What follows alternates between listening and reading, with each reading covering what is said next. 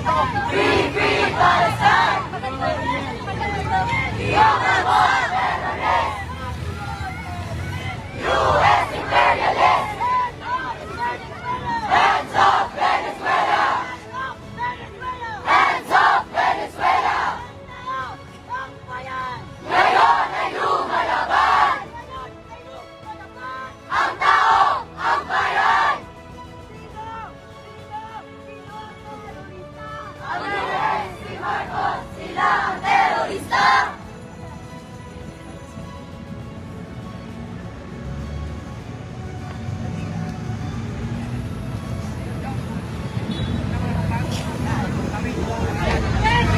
Number one terrorist! U.S. imperialist! Huwag matakot! Makibaka! Ngayon ay lumalaban! Ang tao, ang bayan! Out now! Out now! Number one terrorist! U.S. imperialist! Ngayon ay lumalaban! Ang tao, ang bayan! Free, free Palestine! Free, free Palestine! Hands off Venezuela! Ngayon ay lumalaban! Ang tao, ang bayan! Huwag matakot! Makibaka! Number one terrorist! U.S. imperialist! Patuloy na nagpapahirap at sumasakal sa ating ekonomiya katulad ng ginagawa ng rehimen ni Donald Trump sa iba't ibang mga bansa na bumibigwas at naninindigan para ganap na maging malaya. Kaya ang ating mga panawagan ngayong araw, imperialismo! Ibagsak! Imperialismo! Ibagsak! U.S. troops! Out now! U.S. troops! Out now! Militar sa kanayunan! Palayasin! Palayasin! Militar sa kanayunan! U.S. imperialist! Number one terrorist! Number one terrorist! U.S. imperialist! Makasama! Itaas ang mga kamao! At sabay-sabay! Imperialismo! Ibagsak! Imperialismo!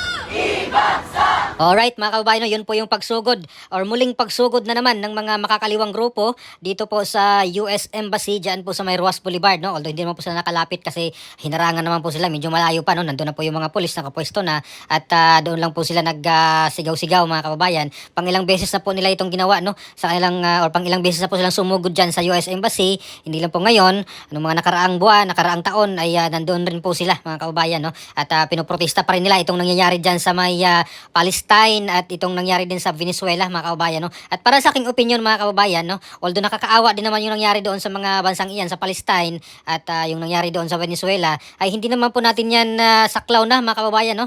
Isipin natin may sarili din po tayong problema. No? So dapat sana itong mga makakaliwang grupo ay dito nag-focus na lang sa sariling problema natin dito sa talamak na korupsyon dito sa ating gobyerno na hanggang ngayon ay wala pa pong mga big fish na nakulong talaga mga kababayan. No?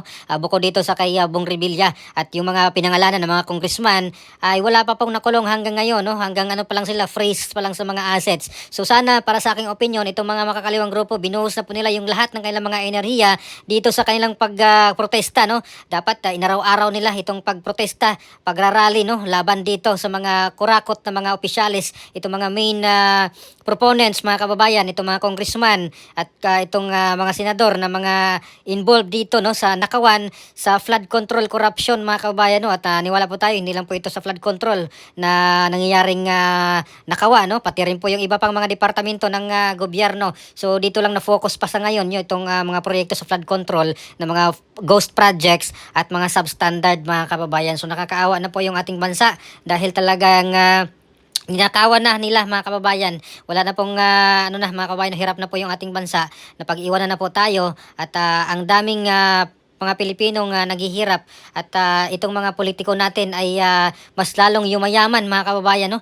Bilyon-bilyon, marinig natin sa mga balita, bilyon-bilyon yung kanilang mga pera mga kababayan, no? Nakabili ng mga helicopter, mga magagarang bahay sa mga pinakamahal na subdivision dito sa Pilipinas at pati na rin sa ibang bansa may mga bahay na po sila mga kababayan, no? At kawawa talaga itong mga Pilipino na talagang patuloy yung paghihirap samantalang yung mga politiko, ang mga congressman at mga senador at kasama na rin yung kailang mga kasabwat na mga opisyalis sa gobyerno dyan sa DPWH at yung mga kontraktor ay talagang sobra ang kanilang biyaya mga kababayan, no?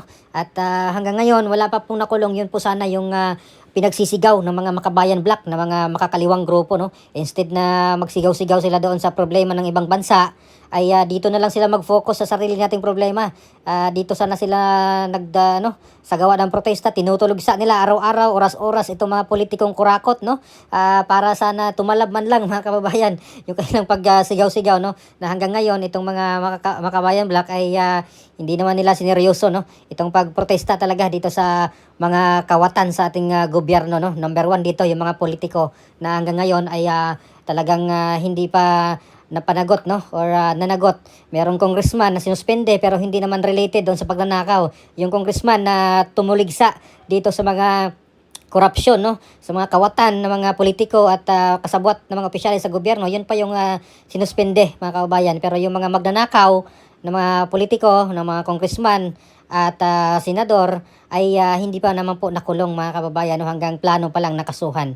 Ayan, so yun po yung nakakaawang sitwasyon ngayon dito sa ating bansa mga kababayan. Kaya para sa aking opinion, sana yung mga makakaliwang grupo at ano pa dyan, mga makabayan black, no? Na pro poor, anti-corruption, pero sana dito sila nag-focus itong sariling problema ng Pilipinas, itong lugmok na dahil sa nakawan mga kababayan na talagang namang ewan ko saan na tayo pupunta dito mga kababayan. Sana dito sila nag-focus, no, sa kanilang pagsigaw-sigaw na panagutin at talagang managot, no, itong mga kawatan ng mga politiko at yung mga kasabwat nila nakulong na. Yung iba ay nakakulong na at yung iba naman siguro wala pa, no, hindi pa nakulong pero meron silang mga pinakulong na mga opisyalis ng DPWH at itong pinaka big fish talaga yung pinakaulo, yun sana yung ating inaabangan kasi sila yung nakinabang ng husto dito sa mga pera ng mga politiko, pera ng mga Pilipino, mga kababayan na ninanakaw nila. Grabe talaga, nakakaawa na ang bansang Pilipinas. So ano pong masasabi nyo dito sa pagsugod ng mga makakaliwang grupo? Para sa akin, wala namang kwenta to, no? Kasi hindi naman natin problema yon.